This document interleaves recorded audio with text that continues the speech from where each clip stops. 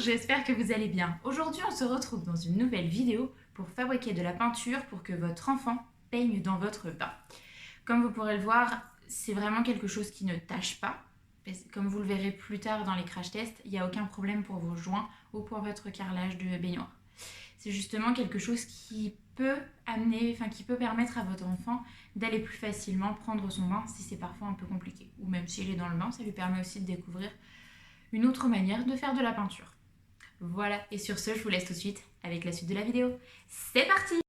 Donc, pour fabriquer cette peinture sous la douche, vous aurez besoin d'une cuillère à soupe de maïzena, d'un récipient pour mélanger, de petits récipients qui vous serviront pour après pour peindre, de colorants alimentaires, de cuillères pour mélanger, ainsi que d'un shampoing pour bébé. Donc là, c'est un shampoing sans shampoing qui du coup ne pique pas les yeux. Donc, dans un premier temps, vous allez ouvrir votre gel douche et remplir à 1/4 votre petit pot. Et ensuite, je rajoute une cuillère à soupe de maïzena. Alors là, je peux la prendre pas trop bombée parce que je pense que j'en ai mis un peu moins que le quart. Et ensuite, on mélange.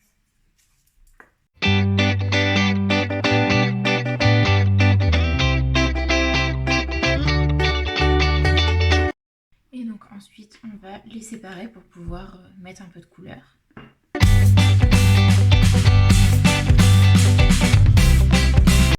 Donc une fois qu'ils sont répartis de manière à peu près égalitaire, en sachant que moi là du coup mes pots sont vraiment grands, vous pouvez prendre par exemple des plus petits pots ou des petits bacs à glaçons et du coup diviser en plus.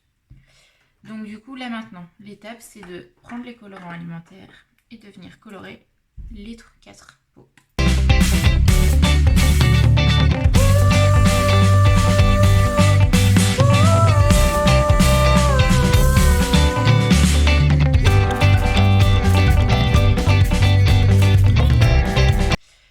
Donc vous mettez votre enfant dans le bain et donc vous pouvez lui proposer les différentes couleurs. Donc là après ça peut être du coup la peinture au doigt.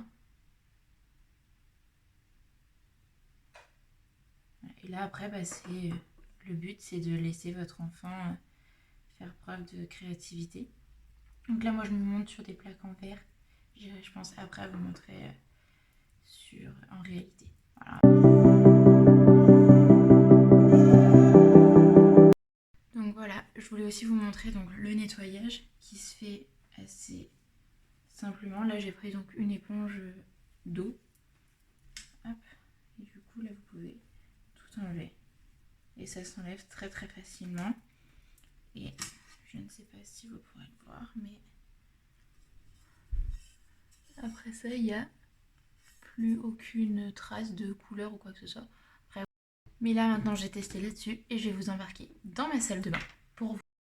Donc voilà, nous sommes dans ma salle de bain, comme vous pouvez le voir même dans la baignoire. Donc je voulais vous montrer sur une surface carrelage, ce qui est en général à côté d'une baignoire. Donc j'ai pris les petits pots et donc là c'est pareil, c'est la même chose, hein, vous laissez votre enfant donc soit avec le doigt, c'est quand même plus agréable et plus cool pour les enfants. Et puis voilà, vous pouvez, voyez, il peut peindre correctement, normalement.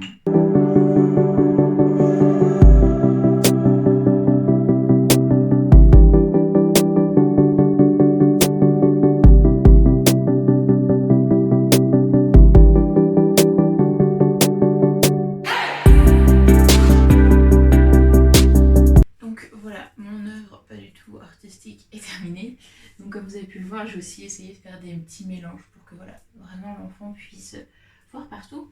Je me fais un autre apprentissage, bon par contre ça coule, hein. Avec le temps ça coule un peu, mais bon de toute façon voilà, c'est quelque chose qui doit rester éphémère, qui ne restera pas. J'ai essayé de bien faire dans les joints, enfin de faire les joints, pour vous montrer aussi la manière dont ça part dans les joints. Donc maintenant, on rince tout et on voit après comment ça se passe.